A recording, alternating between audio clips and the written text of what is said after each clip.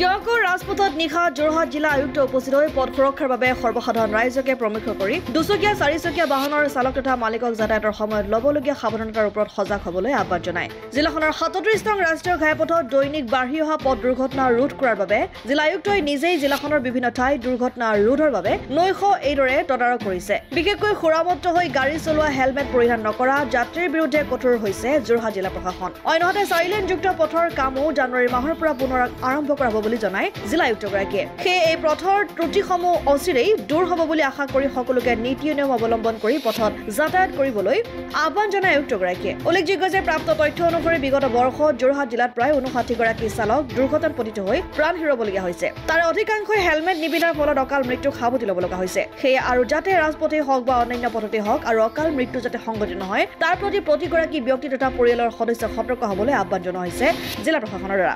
অন্যথা ৰাইজৰ সুৰক্ষাৰ ক্ষেত্ৰত জিলা আয়ুক্ত তথা জিলা প্ৰশাসন আৰু অধিক কঠোৰ হ'ব বুলি মন্তব্য কৰিছে আয়ুক্ত পুলক মহন্তই। কিছু কথা সঁচা সত্য কথা ক'বই লাগিব। নৱেম্বৰ মাহত আমাৰ কিছু এক্সিডেণ্ট বাঢ়িছে। আমি এনালাইচিছ কৰিলোঁ যোৱাটো বছৰত আমাৰ যোৰহাটত যিকেইটা ডেথ কেছ হৈছে এনালাইচিছে কৰিছোঁ, দুখ লাগিছে। সৰহ সংখ্যকে হেলমেট নিপিন্ধাৰ কাৰণে তেওঁলোকে ঢুকাইছে। কিছু এনালাইচিছত আমাৰ ওলাইছে তেখেতসকলে ৰং ট্ৰেকত গাড়ী চলায়, তাৰমানে ৰং চাইডে আহে। কিছু এনালাইচিছ ওলাইছে ৰাস্তাকেইটা বেয়া হৈ আছে, আমি এইটো ৱাৰ ফুটিং লাগি আছোঁ কাম কৰিবৰ কাৰণে। কিছু আমাক সৰু সহায় লাগিব ৰাইজৰ পৰা। প্ৰথম কথা হ'ল যে যেতিয়া মটৰচাইকেলখন চলাব 2জন আৰোহীয়ে হেলমেটটো পিন্ধক।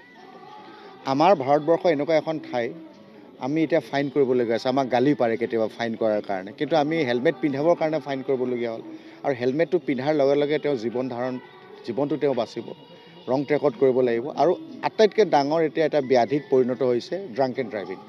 ইতিমধ্যে আমি মাননীয় আমাৰ মুখ্যমন্ত্ৰী মহোদয়ে যি আমাক কাঢ়া নিৰ্দেশ দিছে সেই হিচাপে আমি গোটেই জিলা প্ৰশাসন, পুলিচ প্ৰশাসন, এক্সাইজ ডিপাৰ্টমেণ্ট আৰু ট্ৰান্সপৰ্ট ডিপাৰ্টমেণ্ট লাগি পৰিছোঁ। মই এটা চেষ্টা কৰিছোঁ কাকতঙা জাজিলৈকে যিখিনি লাইন হোটেলছ আছে ইয়াত যাতে কোনো ধৰণৰ মদ্যপান কৰা নহয়, এইটো কঠোৰ হিচাপে এটা মই তেখেতসকলক ব্যৱস্থা ল'বলৈ কৈছোঁ। যথেষ্ট সফলতাও পোৱা গৈছে। ড্ৰাংক এণ্ড ড্ৰাইভিঙৰ ওপৰত মই ৰাতি নিজৰ 1-2টালৈকে এইকেইদিন ফিল্ডত আছোঁ আৰু থাকিম এইকেইদিন। অহা 15 জানুৱাৰীলৈকে আমাৰ অকণমান সংকুল সময়, কাৰণ আমাৰ কিছু উৎসৱৰ আহি আছে, নতুন বৰ্ষ আহি আছে। গতিকে আমি চেষ্টা কৰিম, আপোনালোকৰ আমি সহায় সহযোগ বিচাৰিছোঁ। এটা মেছেজ দিব বিচাৰিছোঁ, যেতিয়া আমাৰ সৰু ল'ৰা ছোৱালীক মই মাক দেউতাকক ক'ব যে আপুনি যেতিয়া মটৰচাইকেলখন চলাই যাব হেলমেটটো পিন্ধক।